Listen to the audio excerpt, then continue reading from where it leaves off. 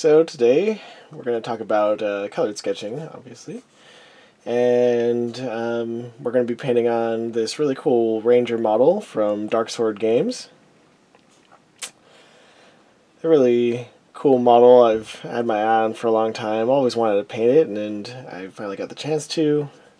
And we're going to be basing him off of a character from Dragonlance called Tanis Half-Elven. So, really cool character, really cool model, really exciting painting. But really, I don't want to just paint something cool for you all. I want to, again, talk about focusing on a particular method of painting.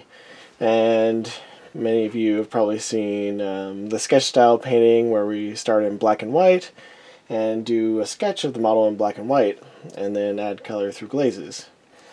But this technique or method is really a little bit different than this, but all related. Instead of sketching in black and white, we're going to be sketching in color. So we're going to be splitting each area up into sort of the light, mid-tone, and shadow areas, and we're going to be painting each of those areas in a solid block of color. No blending, anything like that. And then we can blend the transitions between those colors to get a smooth blend. There's a lot of really cool advantages to this, but I think we'll just figure we'd get started on painting and talk about those coming up here. So you can see we already have a bunch of colors on our palette here. We have the white and black over here, and then a set of earth tones. So raw and burnt umber, raw and burnt sienna, and this is just a different burnt umber. Earth tones are pretty cool. When raw is just like the raw clay that is mined, mixed with some binders to make a paint and ground really finely.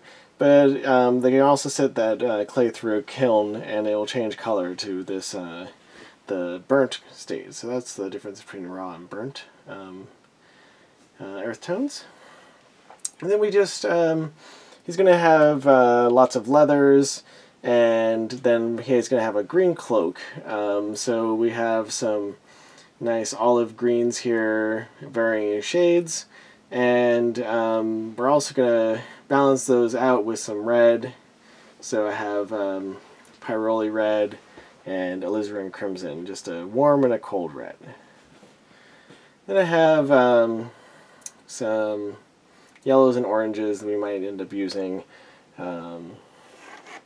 So I think we'll just kind of get started here on the cloak, because the cloak really gives us a lot of opportunities to see these big areas where we'll be able to break this up. So I'm just going to start with the shadows. I usually like to do this. So this is kind of a Crixbane base color.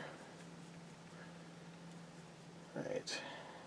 And we're just going to look on the model, and we can see with the pre-shading, this is just two-tone primer, so it's kind of speckled. But you can see the areas that are mostly dark. We're going to replace those areas with this dark green.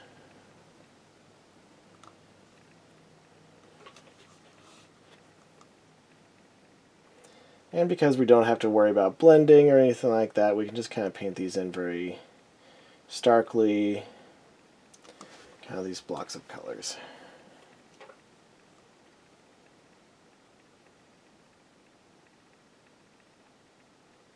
I use that pre-shading as a guide to tell you how dark it should go.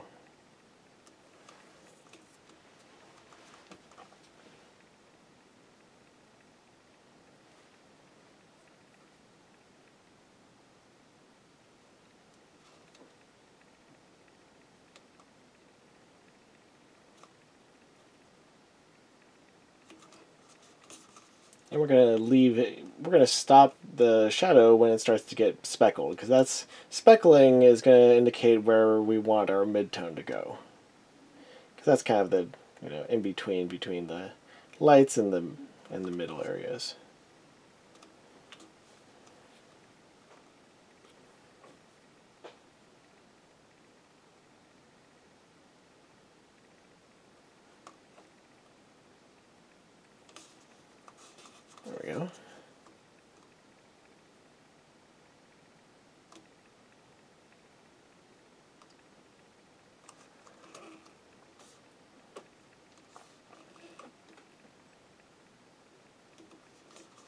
some shadow up in there. Look underneath his armpits and everything. This appreciating will kind of help you guess and simulate the lighting.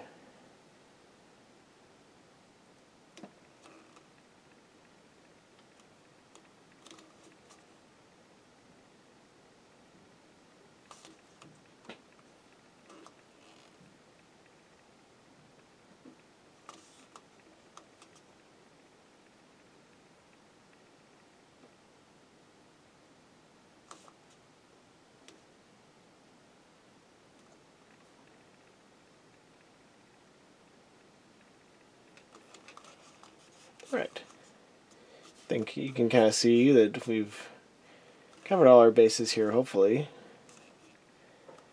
And replaced all of those dark areas with this dark green.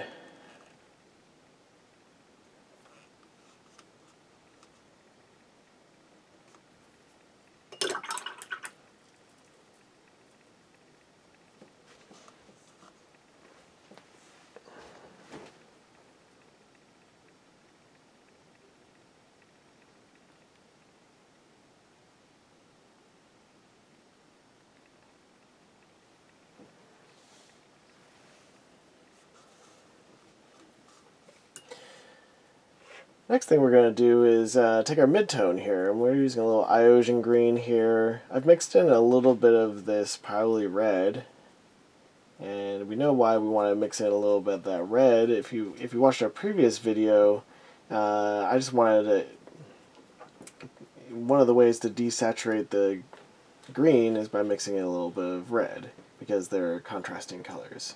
And we talk a lot about that in the previous video that we made about color mixing. So if you're interested in that and you haven't seen it yet, go check that one out. It's a really interesting and fairly concise video about some of the aspects of color mixing. Well, we're going to take this and kind of replace the speckled areas with a bit of this mid-tone color.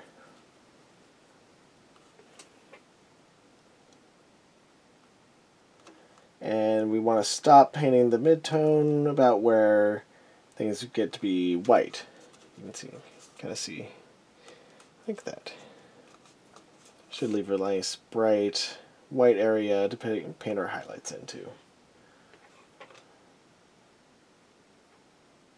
And again, we don't need to blend this at all. It's just trying to go on as a solid block of color. Now things are a little speckled here from the priming, and that's okay. We'll just take maybe a couple coats to go in there and cover that up entirely. A lot of paints would cover it up in the first coat, but this green is a little, it's a little translucent, so we can see a little of that speckling after this first coat. Of course, you could leave that a little bit and have it create a texture in an area in which it was appropriate. I might end up doing that on the base with the rocks. It's a little free texture you get, so that's kind of a neat thing you can do.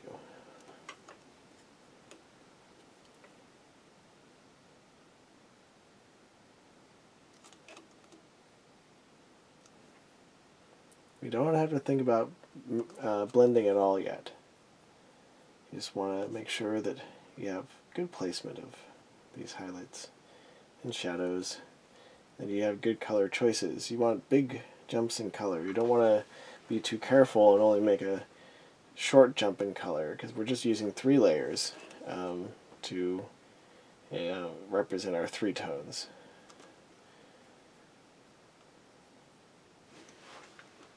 Now in the end, this is going to be totally nicely blended and everything, and we're going to cover how to do that, so don't worry. It's not just going to be these rough sorts of blocks in the end. We were going to have some nice blending as well.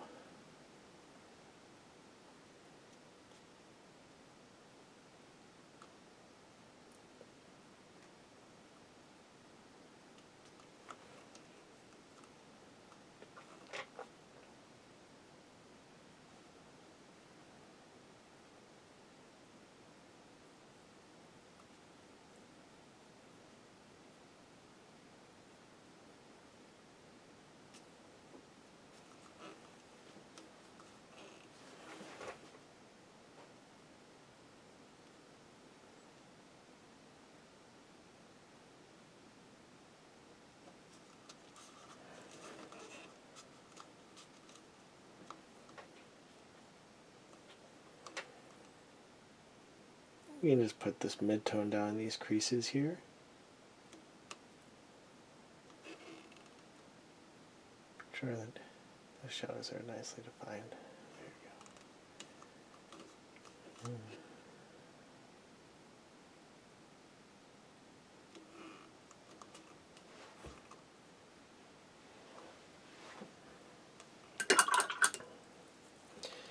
And then we can just kind of paint our highlight in. Maybe take a little of this white and mix it in with this yellowish green that we have here.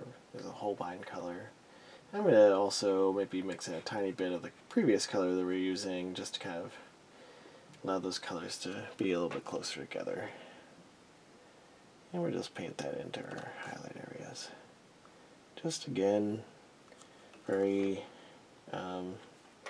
starkly, no sort of blending or anything there. Just a big block of color. The key is to think about the light and also following the pre-shading can help as well. You want these to be well placed.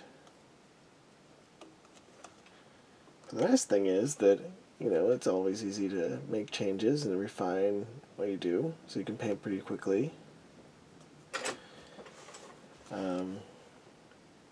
If you were to build this up in lots of layers, it's really hard to change things, because then you'd have to, you know, kind of start over or work backwards. But with this technique, you can kind of change the shapes of these blocks of color that you're putting in, and alter things a bit more easily. That's one of the advantages to painting this method. Another is that it's pretty fast. I mean, you can see how quickly we're getting through this sketch. With, you know, it might take you a little bit longer the first few times you do these, but as you get more confident and more comfortable with it, you'll just start to kind of be a little bit more free with your brush strokes, not feeling like you have to get your dilution perfect or your paint consistency, those sorts of things. You want kind of a thicker sort of paint. You don't want super thin paint when you're sketching, because then you won't have very good coverage. So I know everybody is talking about thin paint, always thin your paints, and there's some truth to that. But if you thin your paints all the time, then you're really missing out on a lot of cool things you can do with thicker paint. So just keep that in mind and maybe try some thicker paint when you're sketching. Now, thin paint's really useful for blending, and we're going to do that next. So this is kind of used as a couple consistencies of paint.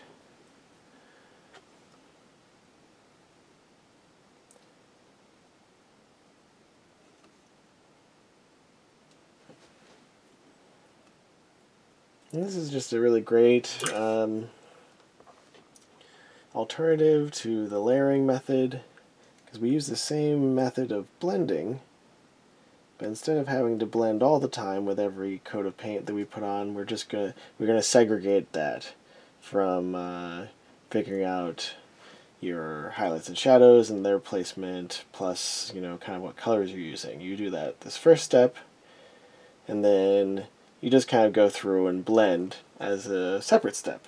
So we're almost to that blending part, because our colors are getting on there pretty good, but some of them have some of that speckling still. I don't know if you can see that very well, but in any case, I'm going to do one more coat of this mid-tone, because I think it was a little translucent.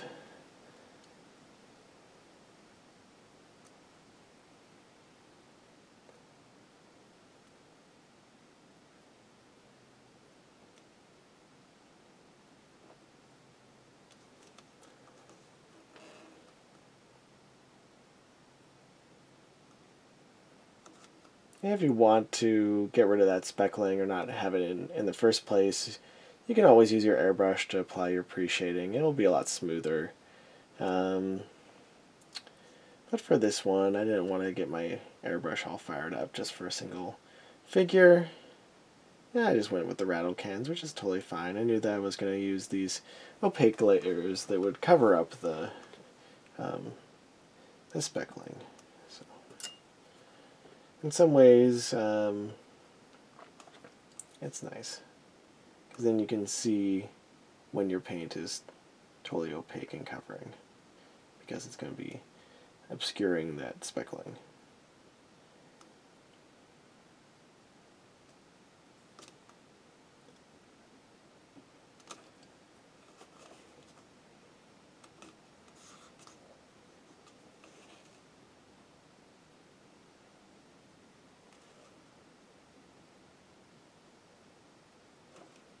And we'll lose more and more of the speckling as we blend, and maybe there'll be a little bit showing and it will look like a texture. That's the hope.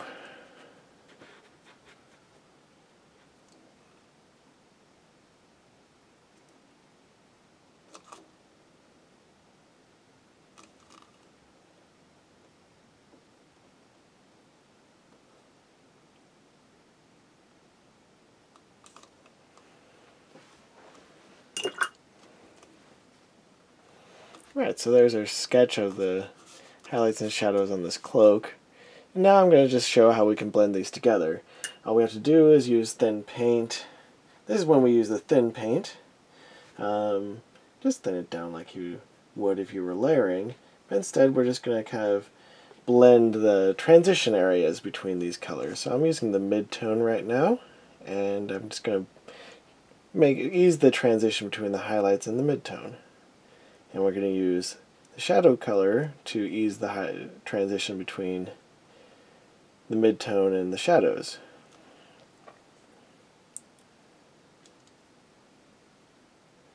And this way, it only takes a few layers of paint to blend the colors. And you're blending a lot less, or spending a lot less time blending, which is, always nice. A lot of times, one of the things that holds people back from getting into competition or display quality painting is just the time investment of doing all that blending.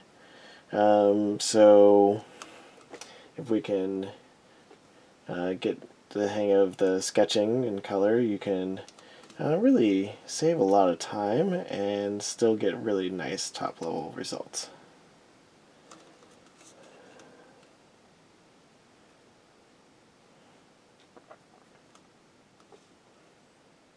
We just want to ease that transition. That's what's so cool about this technique too, is that you could come at it from a couple different angles. You could be someone who was really into layering and got really good at that, but then wanted to save some time or try a different way of painting. And there's a lot of similarities between those techniques. Or if you were really into sketch style painting, painting with the black and white sketch underneath and then adding color through glazes, this could be the next step for you.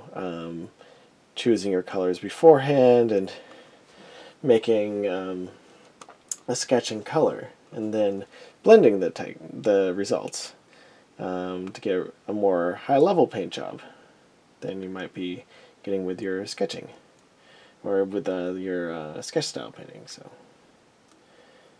that's one of the cool things about this, And the more ways you know how to paint, the more ways you can combine them into your own kind of personal style, something that you can feel proud of. So I'm going to take some of this highlight color now and do a little bit of blending of the transition. Before we were blending the transition of the mid-tone into the highlight using the mid-tone color. I did think I actually missed this spot, so we'll use the mid-tone here real quick. Yeah. There we go.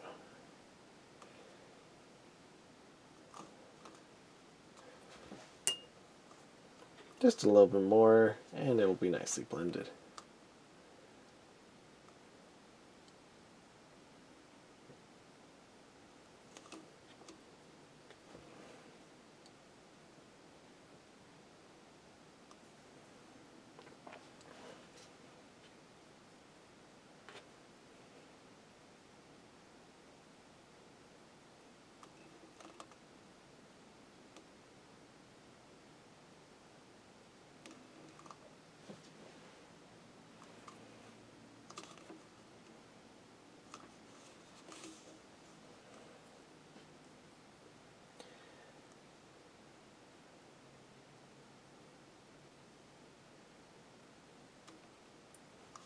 Well, if you want a little review of this glaze blending technique, you want the place that you're concentrating the paint, the place where you're adding paint, to be where you're brushing towards. So we're only brushing in one direction here. So concentrating the brush. Here I'm shadowing, so I'm just brushing in one direction to concentrate the brush more at the end of your brush stroke. And usually it takes a lot of layers to build up the paint, but because we have that sketch underneath, it's very quick in this way.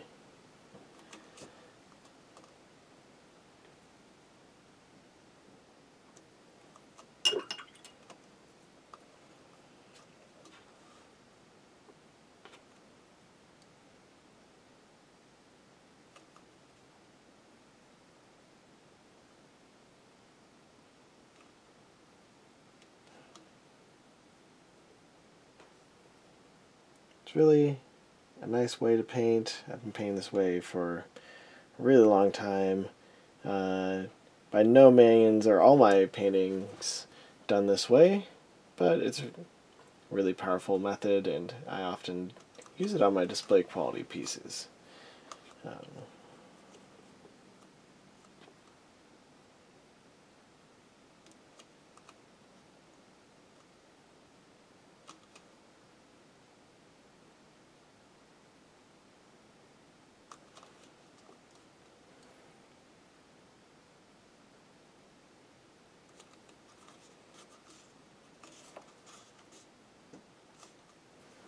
Alright, I think we'll kind of move to some of his leathers now, because those look nicely blended. We can maybe do a few edge highlights before moving on, though. You know how you're about to move on, and they're like, oh, maybe we'll just do a little more. Yeah. Do these little edge highlights. There we go.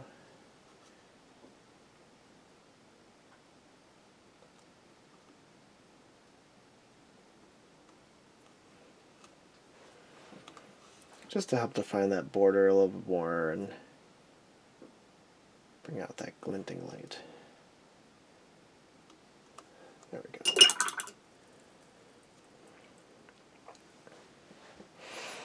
Now we're going to do some of his pants, and for these I think I'm going to use the sienna, raw sienna as the base color, kind of the mid-tone color of his leather. Now, I want to show just a slight variation on what we did before. In this case, I'm just going to choose two colors, split the area in half. Paint one color on all of the things that are in light and the other color on all the things that are in shadow. And then on top of that we can place a highlight after the fact. So it's a little variation, a little simpler way to do things. So in this case it's going to be this raw sienna, and I have a raw umber that I'm going to use. Kind of a greenish brown as the shadow color. First, this raw sienna.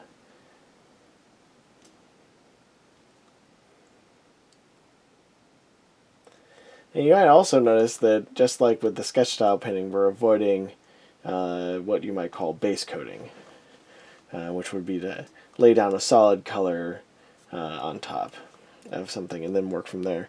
The nice thing about avoiding base coating is that you can avoid kind of that boring stage where you're painting by numbers, which is kind of what base coating is.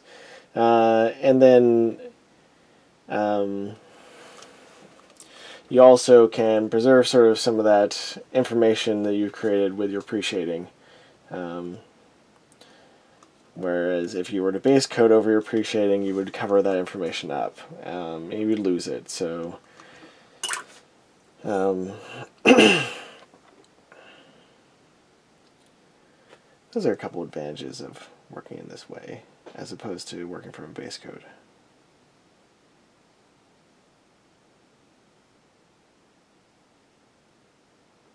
So if you're used to just working from a base coat, you might give this one a try. Maybe you'll end up saving some time and really like it. And maybe you won't. You can also, you of course can create a sketch from a base coat instead, if you're still more comfortable in that way. But you just want to be able to use your pre-shading to guide your brush strokes. You'd have to imagine where the highlights and shadows would be going.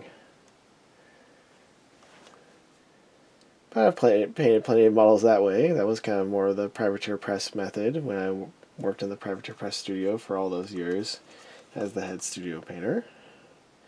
We would start from a base coat, and then I would sketch in the highlights and shadows and then do the blending. So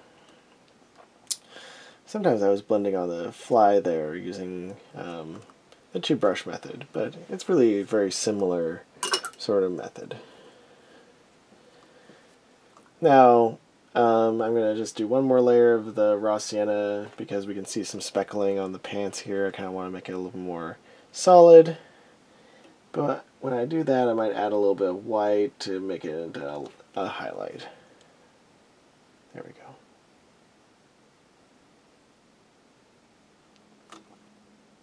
Just so the pants are catching the light there.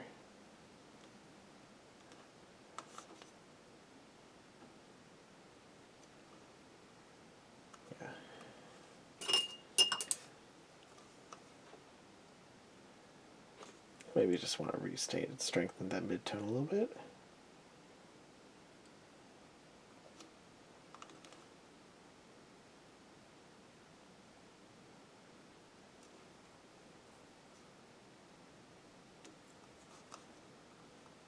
Cool, I like that sketch, and I think it will blend up real nicely, but instead of doing the blending right away, I'm going to do the sketch for the rest of the leather. And that way we can make sure that the highlights and shadows that we're painting in are going to agree with one another before we blend. Because once we blend, it's going to, like I was saying, it's going to be more costly to change what we've done. So by keeping it at the sketching stage, it'll be easier for us to make changes if we need to.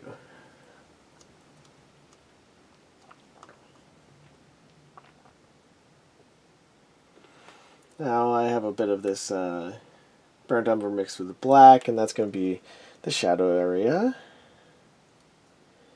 Just paint that down in the shadows here.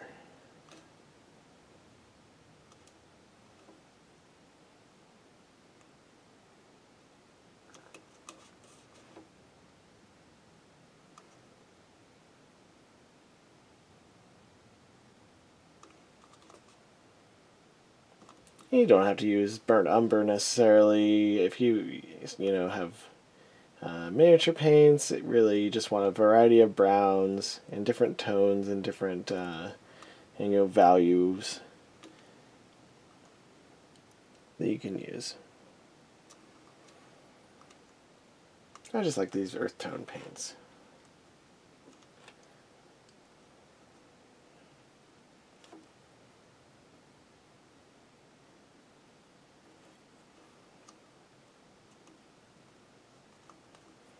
But really, like, brown is brown, and choose what you're comfortable with.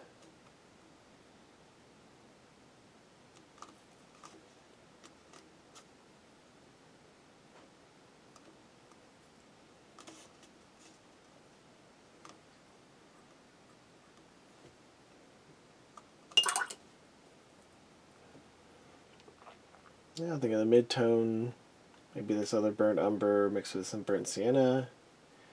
A nice warm brown that we can use in the mids. And again, I'm just going to cover up all of the lights with this mid-tone, and then we can add a highlight on top of that.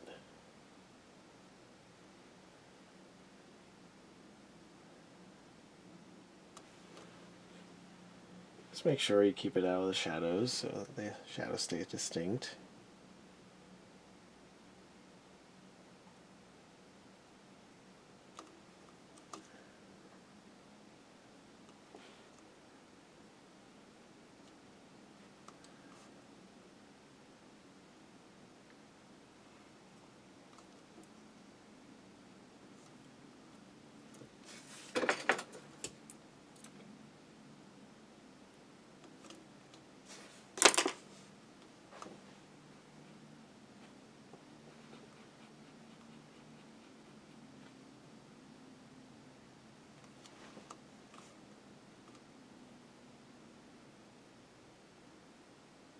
Sometimes it takes a couple coats to really get a strong coverage.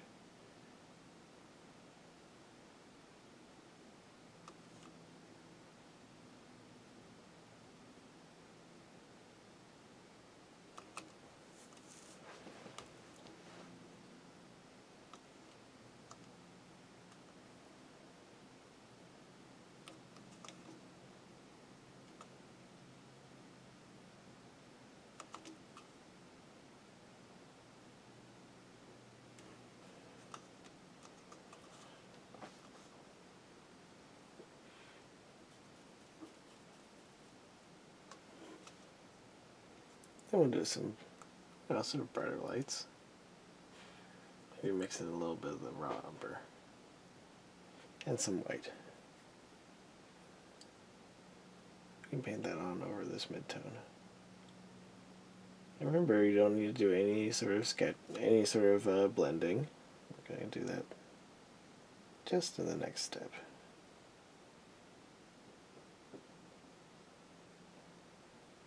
We might want to do some sharp lines, very distinct.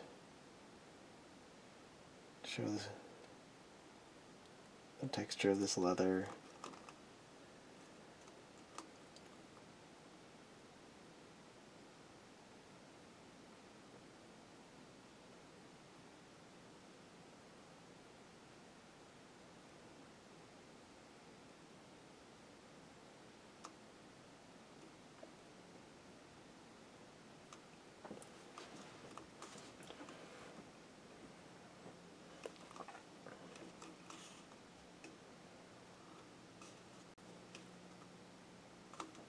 And it turns out we didn't really have to worry about these highlights and shadows lining up. We don't have to make any changes to that other sketch with the sienna sketch on his pants and stuff. I think it really lines up nicely and looks great.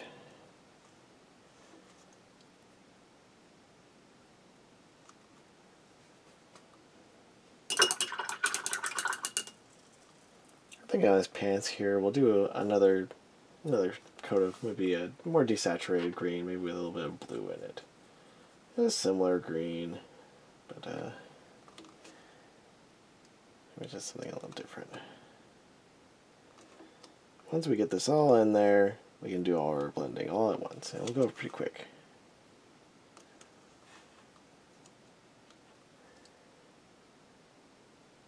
I just added a tiny bit of blue and a little bit of black to the green we were using before.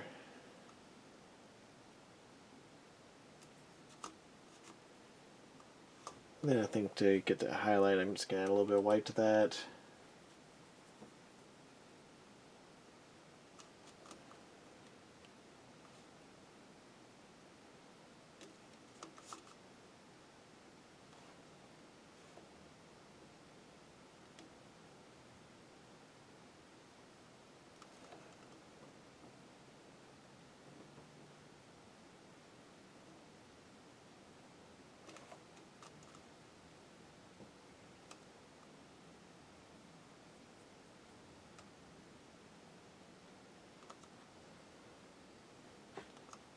And this final light,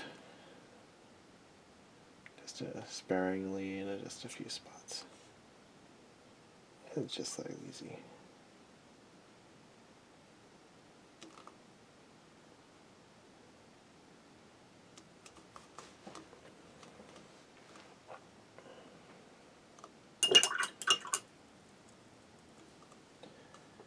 Obviously, just a little bit of that speckling on this brown that we were painting before. I just kind of want to get rid of some of that.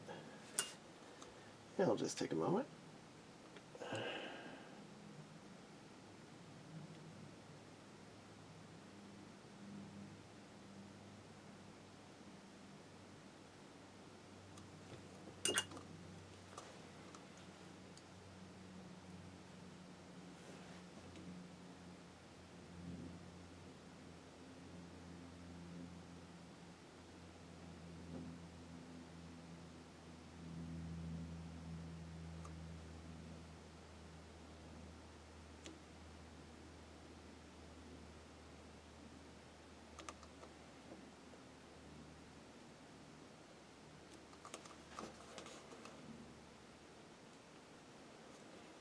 Alright, now let's do the blending like we were talking about. Okay, let's start with the pants, because that's where we started from before. We got a little bit of this raw sienna. We're just going to brush it along the transition between the colors.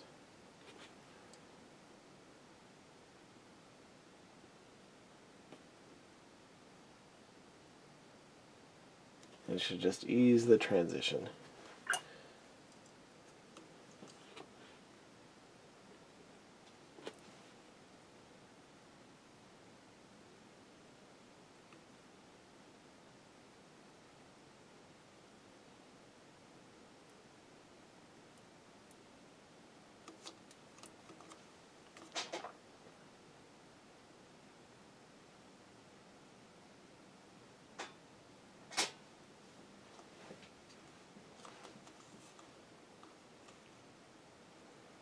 Really make a nice blended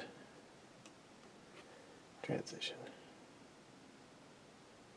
Just by painting it only along the transition area.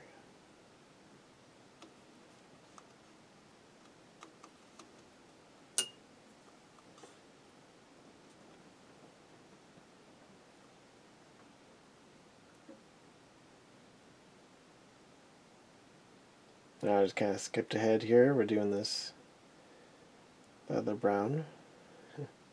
When I went back to the palette, my brush just went to that brown, so I think we'll just do a little bit of blending. You don't have to do it with the wet palette, and as you're painting you can just kind of either do an area all at the same time, or you can do one color all at the same time. It's really up to you. So sometimes I just end up jumping around. We should see some nice blending occurring.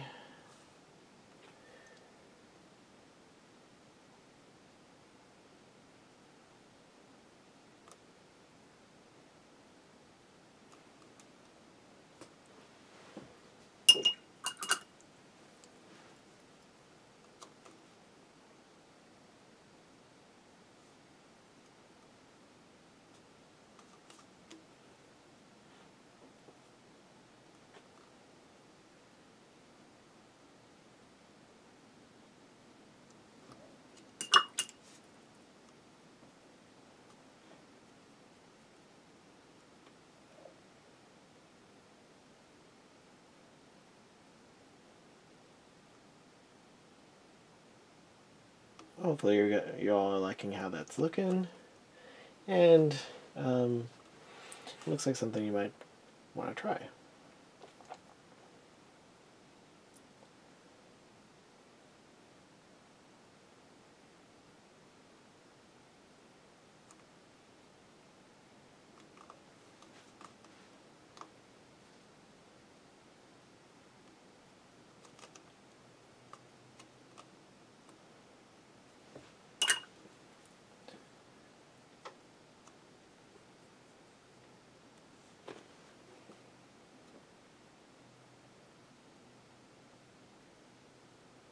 You can just continue to work at these transitions until you're happy with the smoothness of the blend.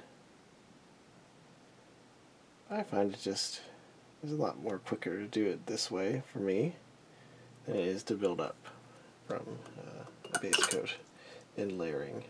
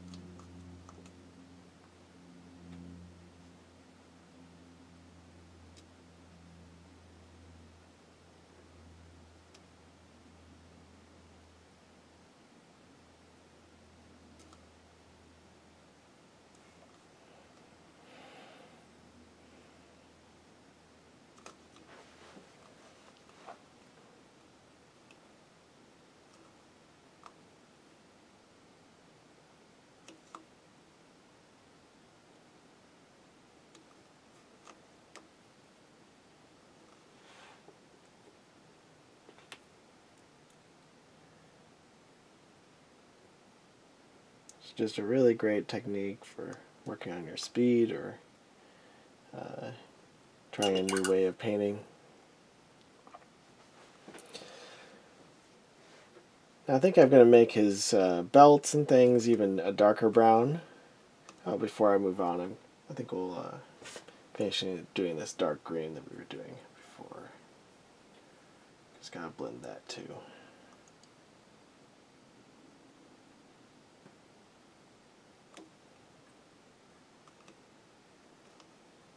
Just paint along the transition area. Concentrate the paint by just brushing in one direction. You'll concentrate more paint at the end of your brush stroke. It helps to turn the model upside down. I'm not going to because I don't want to give you all some motion sickness or anything, but I recommend because you're only brushing in one direction, sometimes it's easier to get the right direction if you turn the model upside down and get a good angle at it.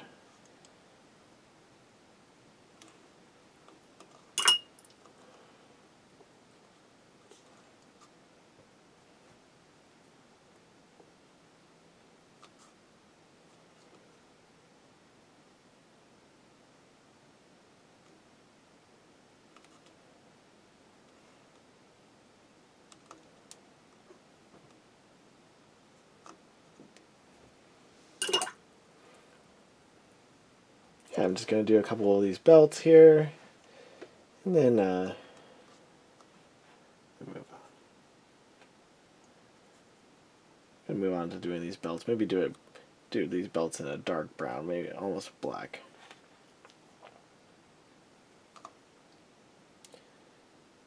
Now in this case I might actually build it up from a base coat like I was talking about, but we're going to do it differently. We'll start with the darkest color and just and the reason I'm building up from a base coat is it's just a very small detail.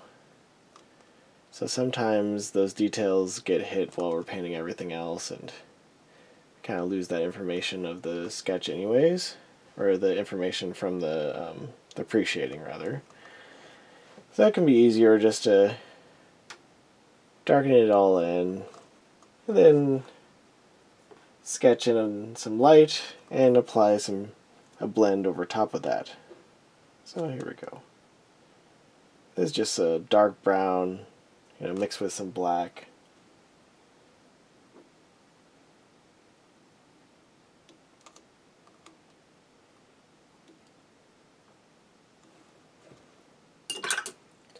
Then we're going to take a very light brown.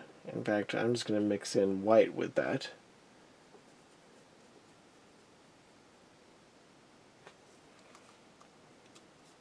And we'll paint in some sketched lights.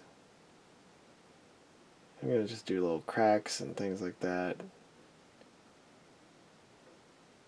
can be elaborate with the texture or not. I think I may be just a little overdoing it there. Still wet though, I can kind of remove some paint. Right. There we go. And I'm going to do one more layer too.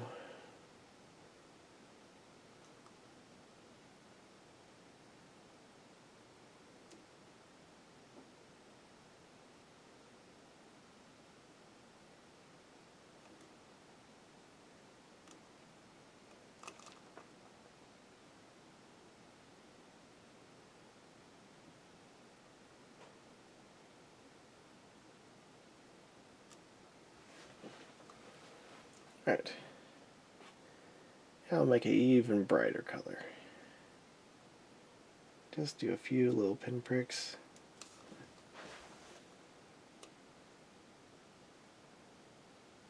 A few little dots.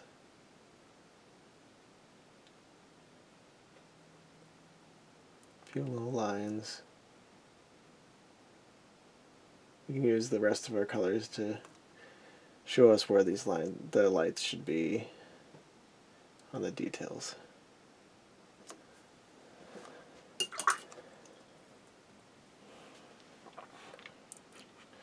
And now we can switch to some thin paint and just do some blending on top of this. It's just black, actually, just straight black. And because there's a high contrast underneath, we're just getting a lot of variety of tones. We blend on top. As that sort of stark texture we painted on combines with the smooth blend on top.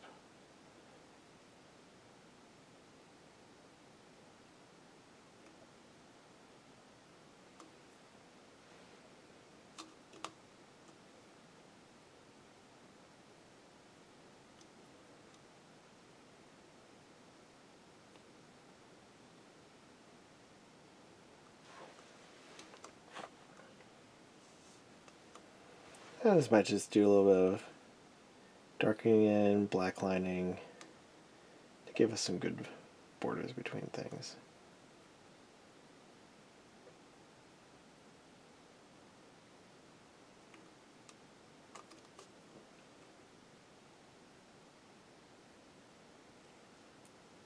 That's pretty good, a lot of information to take in one sitting, and I hope that you'll try out some of this colored sketching and blending on your own. Next week we're going to talk about how to do flesh tones and hair and some non-metallic metals using this colored sketching technique. Next month that will be our subject for next month, and we'll be able to see this model completed. So I hope you're looking forward to that. And I hope you all had a good holiday season and are looking forward to this new year. If you have any questions about how to do the colored sketching or really any sort of topic, you can always send me a message onto the Discord channel or leave a message in the comments. And also send me a message and let me know what topics you might want to see covered in this next calendar year that's coming up here really quick. I'm looking forward to sharing a bunch more techniques and knowledge with you, and also allowing you to see some really cool models being painted. I have a lot of neat projects coming up, and I'm really excited to share those with you when they come up. So until then, I hope you all have some good times with families and friends, and enjoy some brave painting out there. So until next time, see ya.